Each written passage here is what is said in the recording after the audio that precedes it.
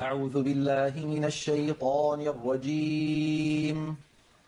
بسم الله الرحمن الرحيم.